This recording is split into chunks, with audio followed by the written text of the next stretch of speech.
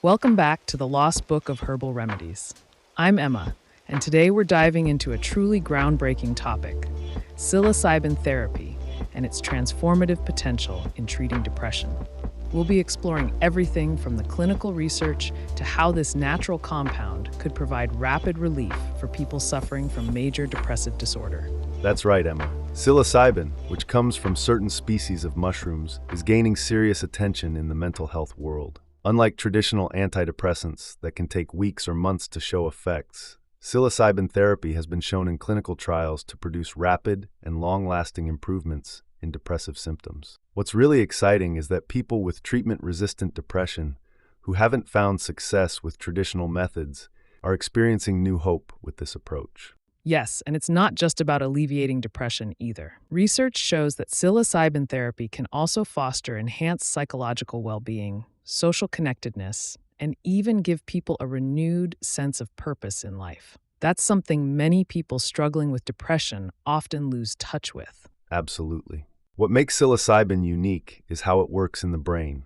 Unlike standard antidepressants, psilocybin engages serotonin receptors, promoting neuroplasticity, the brain's ability to reorganize itself by forming new neural connections. This is critical because it helps people break free from entrenched patterns of negative thoughts and emotions that are common in depression. And what's really amazing is that clinical trials are backing this up. One phase 2 trial compared psilocybin therapy to escitalopram, which is a gold standard treatment for major depressive disorder.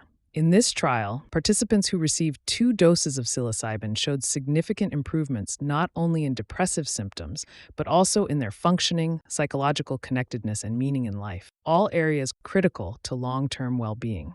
That's right. And what's even more compelling is that in another study, patients with treatment-resistant depression received varying doses of psilocybin, 25 milligrams, 10 milligrams, and a placebo. Those who received 25 milligrams saw a significant reduction in depression scores compared to the placebo group within just 3 weeks. This kind of rapid response is nearly unheard of in traditional treatments. Exactly.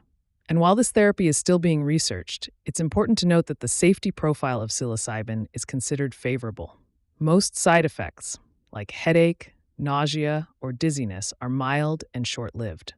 However, there are risks to consider, especially in people with a history of suicidal ideation or self-harm, so thorough screening is necessary. And that's why clinical oversight is key. But when we look at traditional antidepressants, we see more severe side effects, like sexual dysfunction, weight gain, and even higher risks of long-term issues. Psilocybin's safety profile, on the other hand, appears more favorable in comparison. Another important aspect is the mechanism of action. Psilocybin primarily acts on serotonin receptors, but emerging evidence shows it may also influence dopamine and glutamate systems in the brain, which play roles in mood regulation and emotional responses. This multifaceted approach could make psilocybin more effective, especially in complex mental health cases. Yes, and it's this interaction with the brain's serotonin 5-HT2A receptors that promotes neuroplasticity, which helps individuals move past negative thought patterns that contribute to depression. What's fascinating is how psilocybin enhances emotional release and cognitive flexibility, making it easier for patients to process and reframe negative experiences during therapy. Exactly. What we're seeing is that when psilocybin is combined with psychological support, it amplifies the therapeutic benefits. The emotional breakthroughs that patients experience under psilocybin can facilitate deeper progress in psychotherapy, making it a truly unique candidate for integrated mental health treatment. And there's growing interest in psilocybin's potential to influence other neurotransmitter systems, which could lead to even broader applications in mental health. That's something we'll likely see more of in future research. Speaking of future research, while the results so far are promising, there's still a need for larger, more diverse trials to confirm these findings. It's also important to look into the long-term effects of psilocybin therapy. How long do the benefits last? And what are the best practices for using it safely in a clinical setting? That's right. And as this therapy continues to evolve, there's growing curiosity about personalized treatment strategies. Individual differences in response to psilocybin could play a key role in tailoring the therapy for those with specific needs, especially in cases of treatment-resistant depression. Definitely, Alex. And beyond the efficacy of psilocybin alone, researchers are also looking into how it compares to other psychedelics like LSD, MDMA, and ayahuasca. Some of these substances have shown promise in mental health treatment, but so far, high-dose psilocybin seems to offer the most compelling results when compared to traditional antidepressants. One of the interesting challenges in this area of research is blinding. Because the effects of psychedelics are so profound, it's hard to blind participants in clinical trials. Many can tell if they've received psilocybin or a placebo, and that can skew results.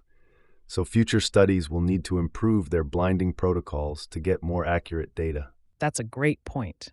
And as psychedelic-assisted therapy continues to grow, researchers will also need to explore the synergistic interactions between psilocybin and other therapies, like cognitive behavioral therapy. The potential for integrated treatment strategies is enormous. It really is. And this brings us to the future of psilocybin in depression treatment. As more research confirms its benefits, we could see it become a mainstream option for people who haven't found relief with conventional antidepressants. Absolutely. And for anyone interested in a more natural approach to mental health, there are herbal formulas like the ones featured in the Lost Book of Herbal Remedies that can complement treatments like psilocybin therapy. These formulas support brain health, neurotransmitter balance, and emotional resilience, all crucial for mental well-being. One of the most well-documented herbs for antidepressant effects is St. John's wort. It works by acting as a natural serotonin reuptake inhibitor, much like SSRIs, but it also influences dopamine and norepinephrine. This multi-neurotransmitter modulation makes it similar to psilocybin in terms of broad emotional balance. Absolutely. Rhodiola rosea is another powerhouse. Known for its adaptogenic properties, it not only helps the body cope with stress, but also supports serotonin, dopamine, and norepinephrine levels. This combination can complement the mood-regulating effects of psilocybin therapy. And then we have lion's mane mushroom, which isn't psychedelic but plays a key role in neurogenesis. It supports the production of nerve growth factor, NGF, which is critical for brain health, making it an excellent companion to psilocybin's ability to promote neuroplasticity.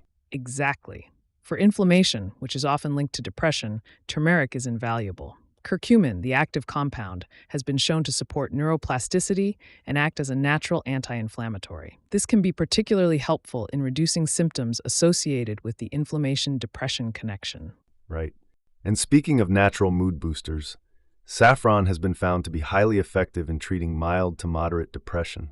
It modulates serotonin and other neurotransmitters, helping to alleviate depressive symptoms with minimal side effects. And let's not forget ginkgo biloba. It's been used for centuries to improve cerebral blood flow, which supports cognitive function and overall brain health.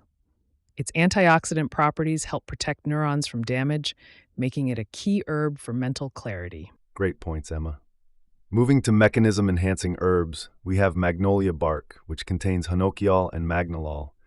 These compounds help modulate GABA receptors, offering calming effects and enhancing emotional regulation. Yes, and rounding out the formula is ashwagandha, another powerful adaptogen. It helps reduce cortisol levels and combat stress, enhancing the neuroplasticity effects promoted by psilocybin and supporting overall emotional resilience. Together, these herbs work synergistically to target multiple pathways related to depression, mirroring psilocybin's broad action profile.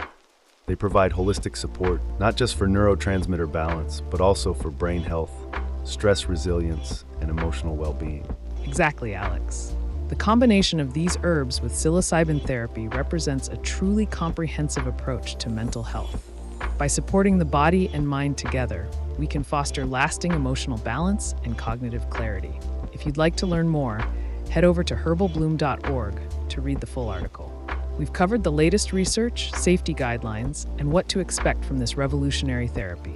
Thanks for tuning in to the Lost Book of Herbal Remedies. Remember, your mental health is just as important as your physical health, and there are always new paths to healing. That's right, Alex. Stay informed, stay healthy, and we'll see you next time.